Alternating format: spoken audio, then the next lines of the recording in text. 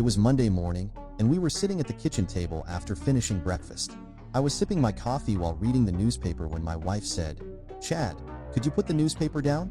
I need to talk to you." I set the paper on the table and she continued, "I'm leaving you, Chad. I want a divorce. Is that all?" I asked, picking the newspaper back up and flipping to the sports section. "I'm serious, Chad," she insisted. I ignored her, which only made her more upset. "Damn it, Chad. Put down that newspaper and talk to me about this. I have nothing to say except goodbye. It's not much of a loss anyway. You haven't been worth a damn as a wife for over a year, so just go." I put the newspaper down, stood up, and walked to the home office. I grabbed a notebook and pen from my desk, pulled an envelope from a drawer, and returned to the kitchen table. I wrote on the top sheet of the notebook, "Tyrone. Thank you. Thank you. Thank you, and thank God. She is leaving me." As I was about to place the note in the envelope, I had an idea. I pulled out one of the lottery tickets I had bought the night before and added it to the envelope. Then I wrote, "Maybe if you get lucky and win, it'll be enough to keep the cheaters satisfied, so she won't cheat again. Good luck, kid. You're going to need it." I signed it, "A very grateful Chad," folded the sheet, placed it in the envelope, sealed it, addressed it, and handed it to Kathy. "When you see him, give him this." She took it, shock written all over her face. "You know, just because you think I'm ignorant doesn't mean I actually am." "Perhaps," I replied, reclaiming the envelope from her. "Maybe I should mail it myself. I don't trust you not to open it, read it, and then throw it away. Now, why don't you go pack your things and get out of my life? And since you're leaving, you need to be out of the house as soon as possible." "I'm not going anywhere. I'm not moving out just so you can bring your lover in." I stood up, poured coffee into a travel mug, topped it off, and headed to work. On the way, I stopped by the bank, closed our savings and checking accounts, and emptied our safe deposit box. Then I went to a bank closer to work and opened new accounts in my name only. Next, I called to cancel all our joint credit cards and arranged for new cards to be issued in my name only. After that, I focused on my day-to-day tasks. I stayed late after work, had dinner and drinks with my executive assistant, and mentioned that I was back on the market if her sister was still interested. Maria laughed and said, "To hell with my sister. If you're single again, I want to be first in line." Maria had started with me as a secretary 10 years ago, proving so valuable that I promoted her to my assistant 4 years ago, and later, to my executive assistant 2 years ago. Once, on a Sunday, I had a backyard barbecue and invited Maria, but she had to decline because her sister was visiting from out of town. So, I suggested she bring her sister along.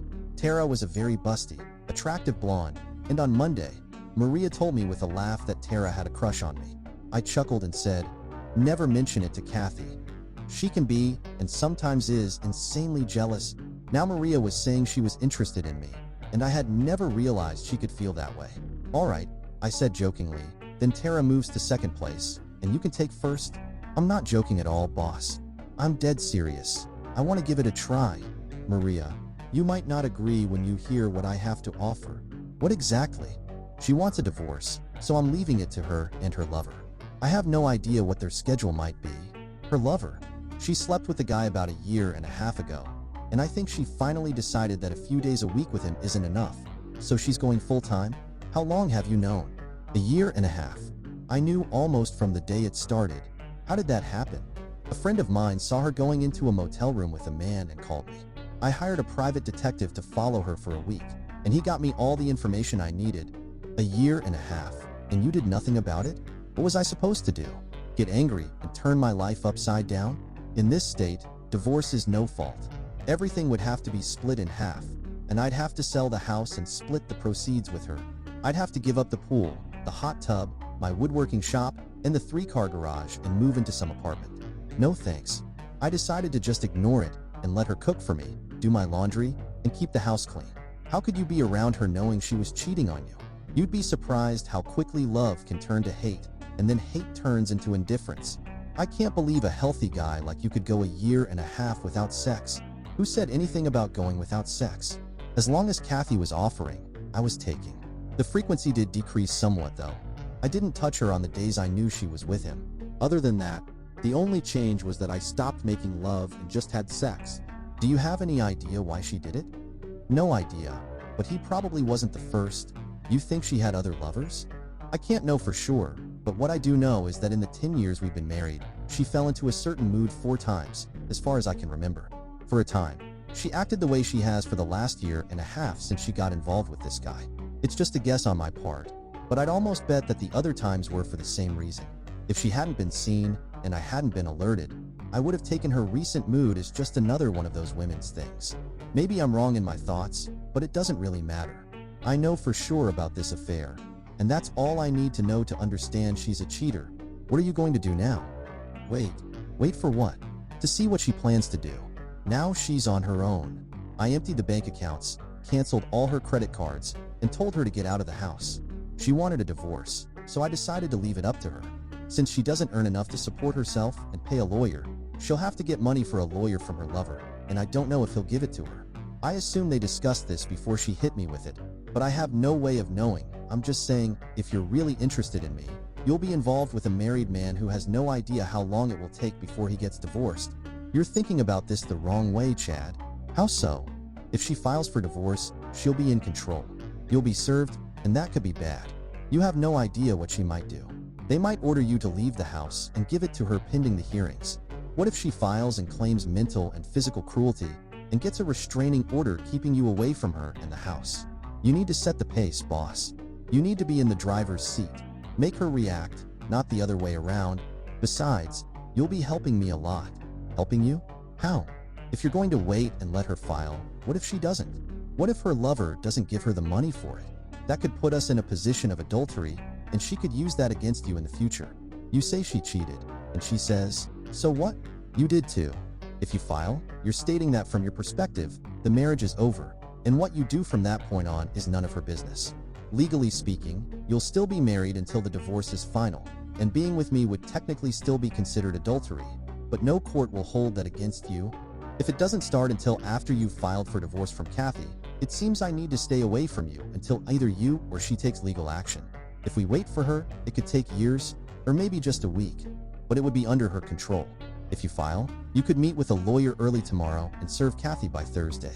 That would give me the weekend to work on winning you over. Winning me over? I'm dead serious, boss. What's the point of being first in line if I don't take advantage of it? She was right, and I knew it. So, I pulled out my cell phone and speed-dialed Alex. Alex and I had been friends since 3rd grade, and he was a lawyer who practiced family law, a polite term for divorce law. When he answered, I told him I needed his legal services and explained my situation. He expressed his sympathy because he and his wife, Sally, were our friends, and he liked Kathy, but he assured me he would take care of it as soon as he got to his office in the morning. He asked me to come by at lunchtime so I could sign the papers, and then we could grab lunch. Then, just to be a jerk, I told him I wanted a restraining order. I lied and said Kathy told me that if I caused her any trouble for leaving me, her lover, Tyrone, would straighten me out. Alex laughed and said he knew it was pure nonsense, but that he would still do it. You know there will be a hearing on this order within 10 days, right? I can get it and serve it, but there has to be a hearing before the judge will order it to stay in effect. I know, and I'm prepared for that. But right now, the main thing is to get her out of the house and keep her out for a while. We don't have kids, so she has no real reason to use the house while the divorce is ongoing. I'm sticking to the principle of possession is 9/10 of the law. There's no reason for a judge to order me out and let her in. That's what I'm aiming for. I told her to get out when we talked this morning, but I don't know what I'll find when I get home. She might be gone, or she might still be there. Since I can't be sure where she'll be, I plan to serve her at work. Is there no chance you two could come to some agreement? None. Then I'll see you tomorrow. I hung up, looked across the table at Maria, and asked, what do you have planned for me this weekend? She laid out her ideas, and they sounded pretty good to me. When I got home, Kathy was sitting at the kitchen table, going through some papers. Why are you still here? I asked, walking to the fridge and grabbing a beer. This is my house too. I'll stay here until I can make other arrangements. If you don't like my company, feel free to move out. Not in your damn life. Sit down, and let's discuss what we're going to do. There's nothing to discuss. I know what I'm going to do, and I don't care what you plan to do. There are things that need to be worked out, Chad. No, Kathy. There are no such questions. It's simple. You said you want a divorce, so go and get it. You need to hire a lawyer, file the papers, and cover all the court costs. What I will do is fight you tooth and nail for every little thing. We live in a no-fault state. Everything is split 50-50, so decisions will have to be made about who gets what in this mess. I'll drag this out to keep your attorney fees piling up. You know they don't work for free. right? You want the coffee table? Well, guess what? I want it too. You want the couch? Too bad, Kathy. It has great sentimental value to me, and I simply must have it. Why all of a sudden? You didn't seem to care about any of this before. You didn't even show any emotion when I told you I wanted a divorce. All you did was tell me to pack my things and get out. That was before I had time to think about it. I looked into her eyes and took a risk. I let you off the hook the first 3 times because you didn't want a divorce. I loved you enough to keep quiet and stay with you because you always came back to me. She turned away when I mentioned the first 3 times, which, as far as I could tell, confirmed my suspicions. It's hard to say why I stayed with you. I didn't file for divorce. I thought maybe I did something that really pissed you off, and you felt you had to do this to get back at me. Eventually, you'd end your affairs, and I foolishly thought it was because you realized you loved me and came back. I looked down at the floor and noticed the mess on my shoes. I thought this thing with Tyrone was just a repeat of the previous times, but now I see I was wrong. I've come to understand that you're nothing but a lowly cheater. If you hadn't decided to leave me for Tyrone and ended things with him, you'd be spreading your legs for some other jerk in 6 months or a year. Thinking about it, I realized I needed some form of revenge. What I really wanted to do was take a thick belt and beat you with it until your skin broke and you bled on the floor, but that would just land me in jail. The only thing I could do without ending up behind bars was to make this divorce as difficult and expensive as possible for you. You're right. This is also your home, and if you've decided to stay, I have to let you be here, but I don't have to like it, and I don't have to talk to you. Move your stuff to one of the spare bedrooms and stay the hell away from me. I finished my beer and went upstairs to what used to be our bedroom to get ready for bed. I thought I had accomplished what I set out to do. I had given her something to think about. She needed to discuss everything with Tyrone and make decisions, which would take time. Time that Alex would use to serve Kathy and secure the restraining order. I could be wrong. Maybe Kathy had already met with a lawyer and the papers were on their way to me. But it was likely that I had taken the remaining funds when I canceled the credit cards, and they were about what I expected when I withdrew the cash from the bank. If she had seen a lawyer, she would have used our money to pay him. Of course, Tyrone could have covered the bill. All I could do was wait and hope that Alex took the first step. I got up and left the house before Kathy came out of her bedroom. I went to a bed and breakfast cafe for breakfast, and while sipping my coffee, I made a list of people to call once Kathy was served. I wasn't going to let her make me the bad guy. I would tell everyone about the divorce and explain why it was happening. At work, Maria told me she was really looking forward to the weekend, and I found myself hoping it would happen. I met with Alex for lunch and signed the papers. He said he would head to the county building after lunch to file the petition. You still want her served at work? Damn right I do. I think around 10 tomorrow. Call me as soon as it happens. I want the locks changed before she can come back home. I returned to work and arranged for the next day off. Before leaving the office, I called a locksmith and scheduled a quick service for the following day. It cost me a bit more, but I felt it was worth it. When I got home, Kathy's car was in the driveway, but she must have decided to stay in her room and not get in my way because I didn't see her. I left the house before she came downstairs and went to a bed and breakfast cafe for breakfast. Nina asked me where Kathy was. I always saw you together, and here you are 2 days in a row without her. You won't see us together anymore. We're splitting up. I see, she said, taking my order. When she placed the bill on the table, she added, "My phone number is on the back, not the restaurant's number, mine." I was speechless as Nina walked away. 2 women in 2 days had shown interest. So why wasn't I enough for the woman I married? I would never know because I'd never asked. I drank my coffee and read the morning newspaper, waiting for the time when Kathy usually left for work. Then I went home and started packing Kathy's things, moving them to the garage. At 10:15, Alex called and said the papers had been served. I called the locksmith, and within 20 minutes, he was at work. It wasn't even an hour later when Kathy's car sped up the driveway. She couldn't miss the wide-open garage door and the large cardboard sign that read, "Kathy, all your things are here in the garage." She stood there staring at the sign for a minute, then tried to enter the house, but of course, her keys didn't work. She rang the doorbell, but I didn't answer, and eventually, she left. I peeked into the garage and saw she had taken a couple of bags of her things. 2 minutes after she drove off, my cell phone rang, and it was Kathy. "Hello, you're an a-hole. Did you really have to embarrass me in front of my colleagues? It's better than letting you humiliate me in front of mine. What the hell is this restraining order crap? I was afraid you'd ask Tyrone to come and beat me up for being rude to you. That's why. And you know it. I need to get into the house to grab some things. All your things are in the garage. Kathy, I didn't change the garage door code, so your opener will work. If what you need isn't there, make a list and tell me where it is, and I'll move it to the garage. Stop being ridiculous, Chad. You're making this much harder than it needs to be. Sorry, Kathy. Causing you some inconvenience doesn't adequately pay back the years you tormented me, but I need to do something for my own mental health. Just be grateful I didn't get violent. Goodbye. After hanging up on Kathy, I sat down with the phone and started calling everyone on my list. Most were shocked to hear that Kathy had cheated on me, but 2 weren't surprised. One said, "Finally caught her, huh?" And the other remarked, "I always thought you had an open marriage. She was always out with some guy, and you never mentioned it." I figured I could cross those 2 off my friends list. Kathy's parents were the most affected by the news and tried to tell me I must be mistaken. I always liked them, and they treated me almost like the son they never had. But I wasn't going to let Kathy tell them her version and make it seem like it was all my fault.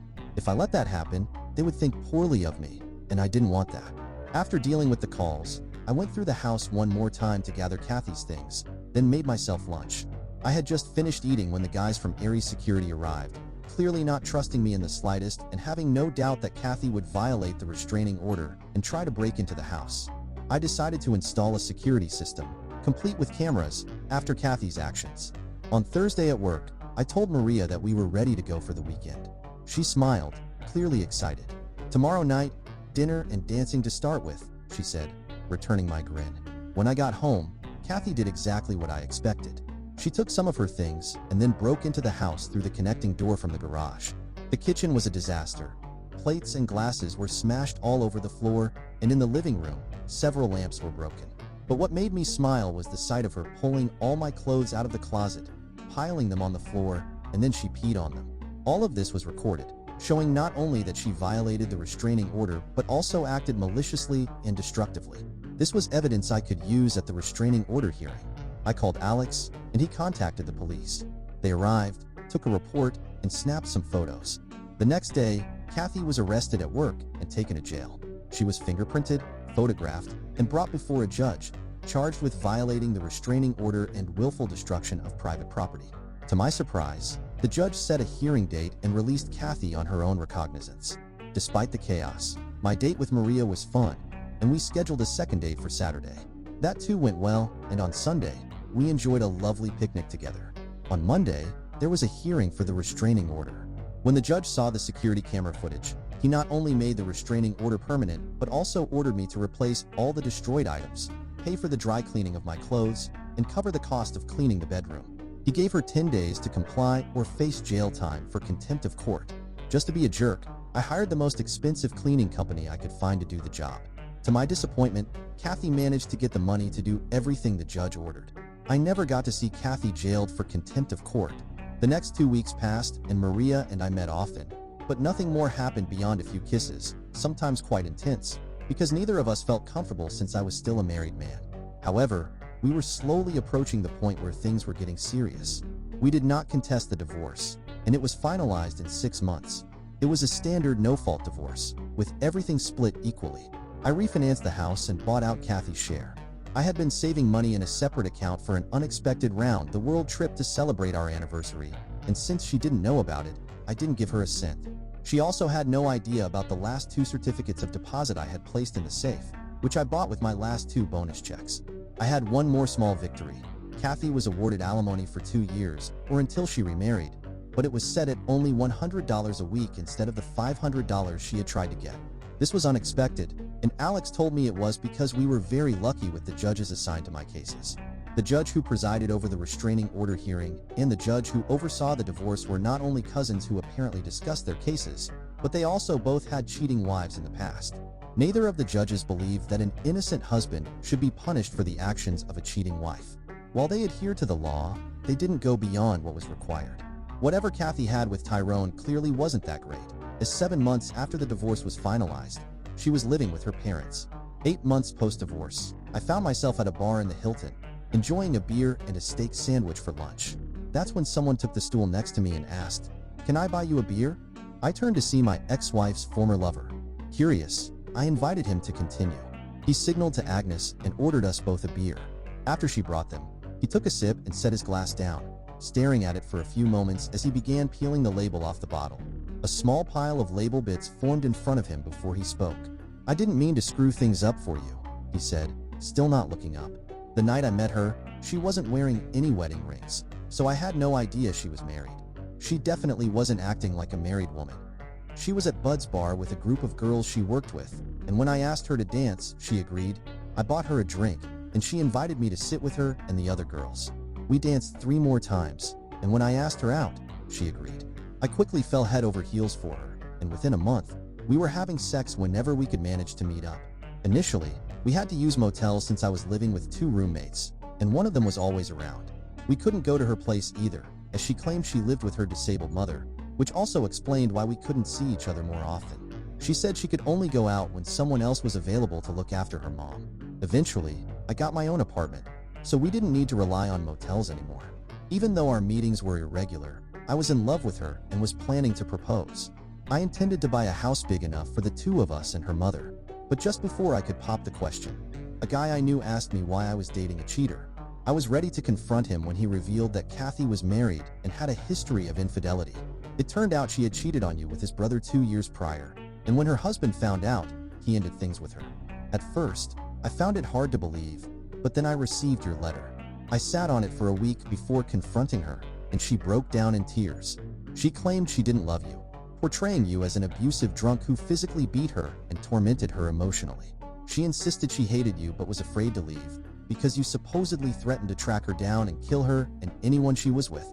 By that point, I had done some digging and realized she was lying, which erased any thoughts of marrying her. Still, she was good in bed, and since you had kicked her out, I let her move in with me, but only as long as she was willing to sleep with me.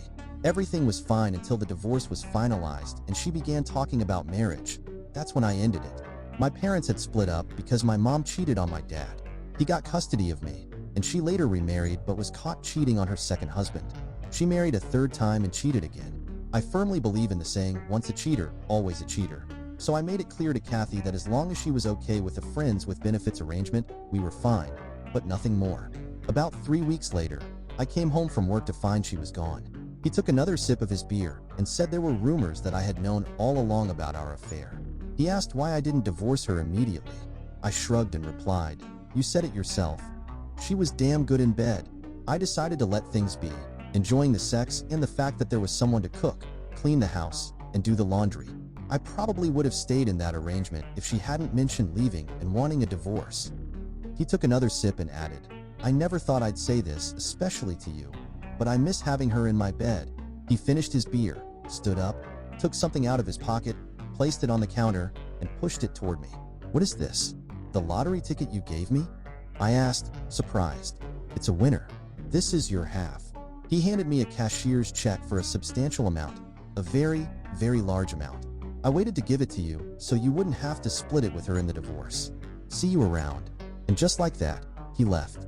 When I returned to the office, Jan, my assistant, looked at me and said, "You look like the cat that just ate the canary. Was lunch that good?" I smiled. "Lunch was impressive." "Oh right," Jan said, remembering. "Maria no longer works for you, huh?" "Not in the office. She's home painting the room that will become the nursery when the twins arrive." Dear listeners, please share your thoughts in the comments section below and don't forget to like, share, and subscribe.